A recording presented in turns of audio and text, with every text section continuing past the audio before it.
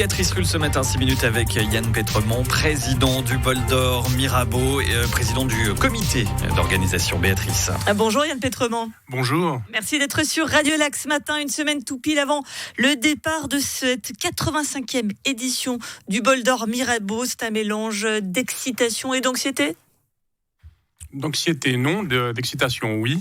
L'excitation, parce qu'on se réjouit chaque année que cette régate prenne son départ le samedi matin dans la rade, et puis de voir tous ses concurrents présents à ce rendez-vous annuel de la voile suisse, mais même de la voile internationale. Et puis inquiet ou anxiété, non, parce que ça fait des mois qu'on travaille avec l'organisation pour que le déroulement de cette course se passe dans les meilleures conditions, tant sur l'eau qu'à terre.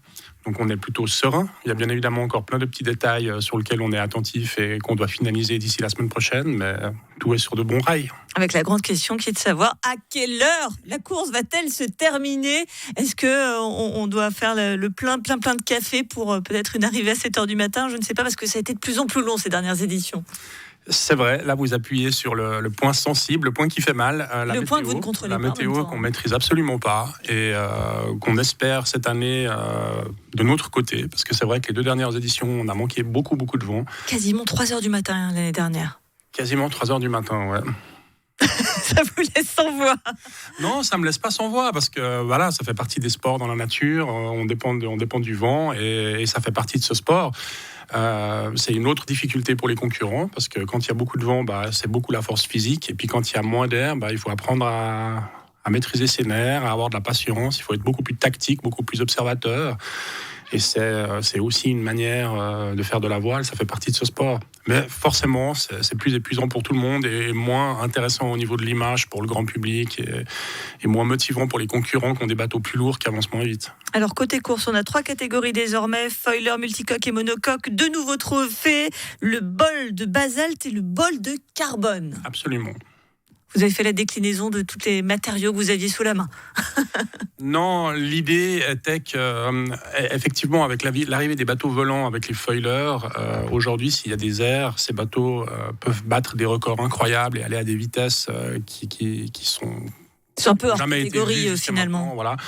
Du coup, il fallait garder une certaine motivation pour les bateaux moins rapides, notamment pour les multicoques, qui ont fait le succès de la course et qui ont remporté le Bol d'Or de très nombreuses fois. Est-ce que vous sentiez une démotivation de certains skippers ? Non, mais je crois qu'il faut anticiper avant que la démotivation arrive. Si vous vous inscrivez à une course, c'est quand même un coût humain par rapport à l'entraînement de l'équipage, par rapport au côté financier pour entretenir le bateau.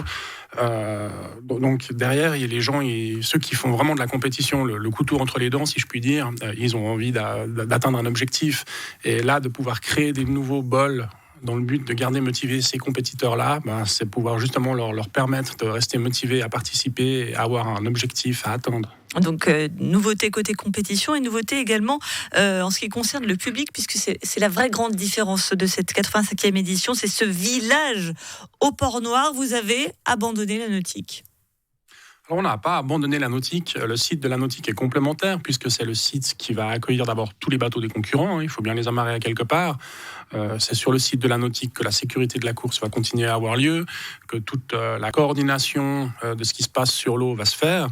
Mais effectivement, il y a une volonté de la Société nautique de Genève de s'ouvrir à un public plus large, d'intéresser, de démocratiser ce sport qui paraît trop souvent comme étant élitiste, en arrivant sur le domaine public et en pouvant permettre à la population genevoise et à tous les curieux de venir admirer la régate, découvrir ce sport et puis surtout faire la fête au bord du lac, parce qu'on se veut aussi être la fête du lac.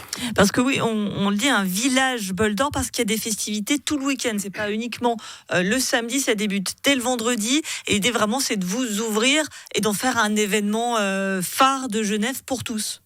Exactement. Il y aura des concerts, il y aura des DJ, il y aura des footballs. On est loin de l'image guindée qu'on peut avoir de la voile, là, pour le coup. Si, parce qu'il y aura un écran géant, il y aura l'image on pourra suivre la course en live, il y aura des commentateurs qui expliqueront la course au grand public de manière à pouvoir garder les curieux motivés à suivre tout ça. Et puis bien évidemment, quand on est au bord du lac, qui fait beau, qui fait chaud, ce qu'on espère, en plus du vent, on est un petit peu exigeant, on espère que les gens auront aussi envie de faire la fête autour d'un verre, en écoutant de la musique, en dansant et en s'amusant. Donc à nouveau, rendez-vous pour tous les Genevois, rendez-vous donc à ce village au Port Noir. Dernière chose, on a Christian Val qui est vainqueur 9 fois du bol d'or Mirabeau, il sera encore présent. Bon, il va encore l'emporter.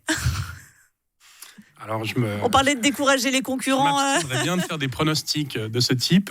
Christian est un excellent navigateur, si ce n'est un des 10 meilleurs qu'on peut avoir sur le lac.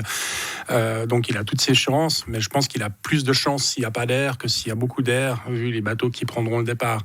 Mais forcément, il faut toujours avoir un œil attentif sur Christian parce que il peut se révéler redoutable dans toutes circonstances. Et puis on va rappeler que il a été 2 fois vainqueur consécutif, 3 éditions, pas rentrer dans tous les détails, mais il a pu conserver le fameux bol, ce qui fait que cette année c'est un tout nouveau. Donc quoi qu'il en soit, le vainqueur aura droit à un tout nouveau bol d'or à soulever. C'est juste, on remet un nouveau challenge du bol d'or en jeu cette année. Merci beaucoup Yann Pétremont, président du comité d'organisation du bol d'or Mirabeau. Le bol d'or, c'est donc la course samedi prochain que vous pourrez bien évidemment vivre sur Radio Lac avec des émissions spéciales, avec des comptages depuis le bateau et notre excellent confrère Sébastien Tellet qui sera en votre compagnie. Et puis on vous souhaite bon vent surtout. Merci beaucoup. Merci à vous. Bonne matinée. Et